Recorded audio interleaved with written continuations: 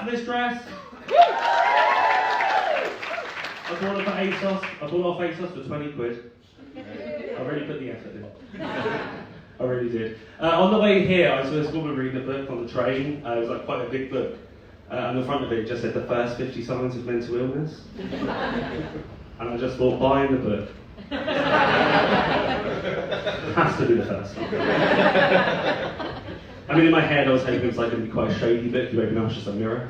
I don't know. Some people think this is the first sign of mental illness, but this is number 50. I was Sassafras Nitro chair growing up, and I wasn't a very masculine kid. Don't know if you can tell. And it used to bother me that I didn't fit in with all the other boys. But as I got older, I realised that all the other boys fit in me.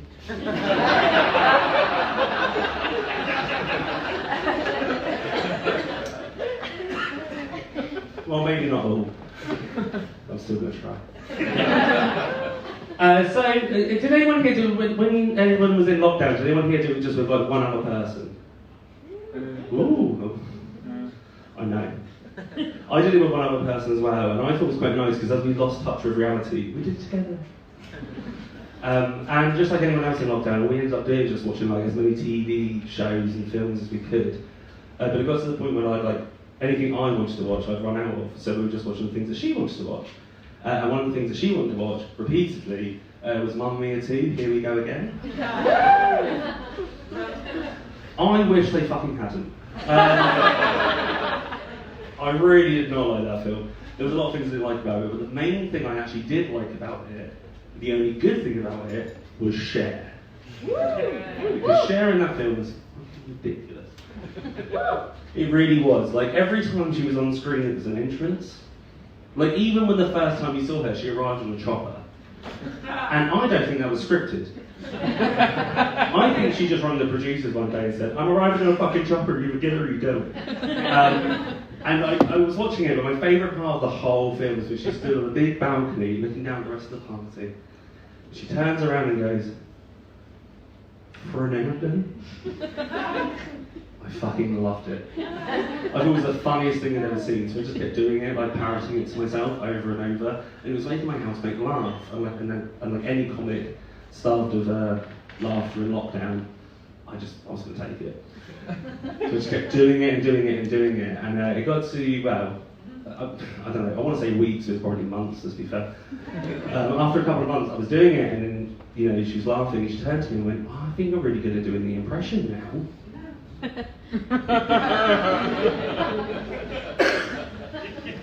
That's when I knew we needed some kind of medical intervention, things weren't going well. But it did get me to thinking, maybe I can do impressions. Maybe I could. You know. So I'm going to do some impressions for you right now. Are you okay with that? Fantastic. I don't actually have that many prepared. So, what I'm going to ask is, I'm going to ask everyone to shout someone out, and I'll do the impression of it, okay?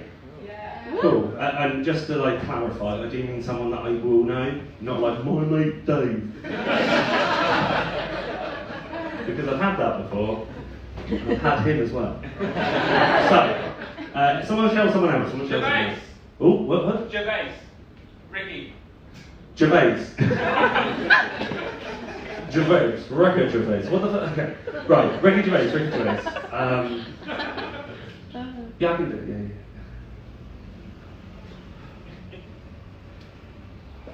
Fernando. Yeah? Okay. Good. All right. Well, let's try another one. Oh, we had David Attenborough down there. David Attenborough. Yeah.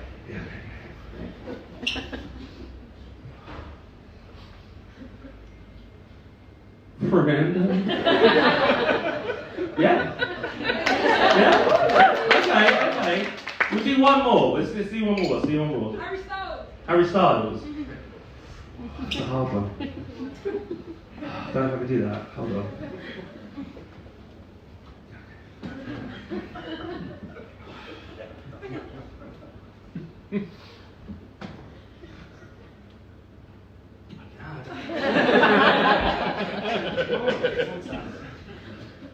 You do this, remember? I've been changed.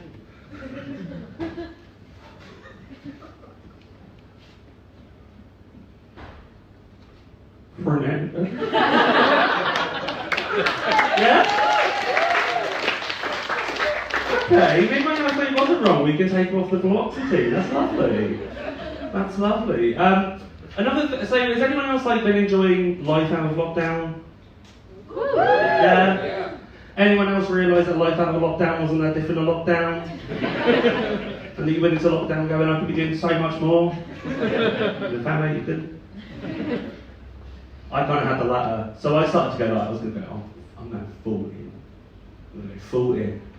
So I went up to Manchester with my mates and we had a bunch of a rave. And I got quite high on MDMA. Had a few from the Amersham arms, I fucking know. And I got quite high on MDMA and they were like, we'll carry on after. They immediately fell asleep. So I was like, what can I do? So I decided that would be the perfect time to go to a gay sauna for the first time. Does anyone know what a gay sauna is? Okay, right, so a gay sauna, it's like a late night establishment, which is a sauna where men go and fuck each other. There are actual steam rooms there. And I do clarify this because I did this once and someone came up to me afterwards and said, did you do it in drag? How many people do you know walking into a steam room, full makeup, 2 weeks? With the goal of fucking someone. And yes, I did do it full drag. No, so I went along to it and I was like, this is going to be fucking great. And it was the first time going, so I didn't really know what the etiquette was. And it turns out the etiquette is, don't be high on MDMA. Don't be high on MDMA. Because I walked in and I was assuming a room full of men who really wanted to fuck each other anonymously. I thought it was going to be quite open. Turns out, rather hostile.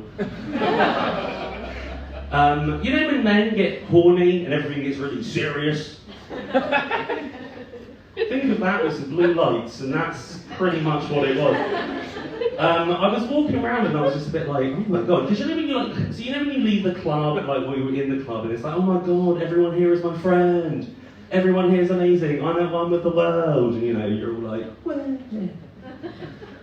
Don't do that in a gay sauna. Because I just couldn't really quite understand exactly how bad it was going to go. So I walked into this room and there was a bed in the middle. There was 4 men having sex on it. There was a telly just over it, playing porn. There was a man wanking in the shadows.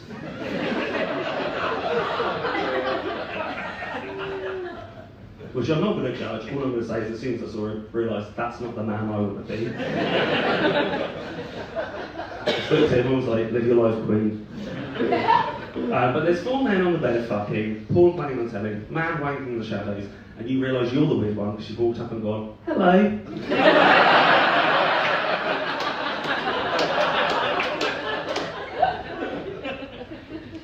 It's not the first time I've seen the look of rejection wash over a man's face, but it was the first time I've seen it happen with a cock in his mouth.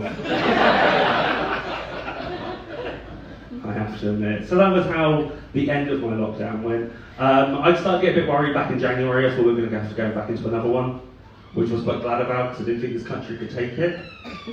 Because I didn't realise that our national anxiety trigger was going to be to bake fucking banana bread. It's not fucking useful, is it?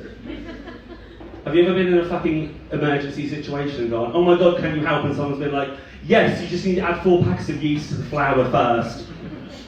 No one wants that. Apparently you don't. No, but one of the things I also did after lockdown, I was feeling a little bit, so I started feeling a little bit sad. I know, poor me. And I was like, well, what do? You don't really know what you're doing for the rest of your life. And I was like, well, I could go to therapy. I could, but that's quite expensive. And it's not as fun, so I did like what anyone would do. I would have got a tarot card reading. It's just more Instagrammable, isn't it? It's a lot more fun. So I went to this tarot card reading, and the person who was doing the tarot card reading was just really obsessed with the idea that I wanted to be in a relationship. She kept talking about my yearning for a partner. She never mentioned a gender, it's clearly I foxed her on that one. And halfway through, she said to me, "You're just not being very open with me. Do you want to be in a relationship? You're just not telling me why. Why is that?" And I went, "Well, I don't know." And she went, "You do know, you're just not telling me." I know, all right, Barbara. You're the psychic, you tell me, bitch. But anyway, so it comes to the end of the tarot card reading, she gave me a final bit of advice, which was that I should open my heart to being in a relationship and do more activities that unlock my creativity. So I started catfishing a man in Sweden. It worked out perfect because he also hates Mamma Mia too. I think that's the best I can get in and lovely. Thank you so much. Good night.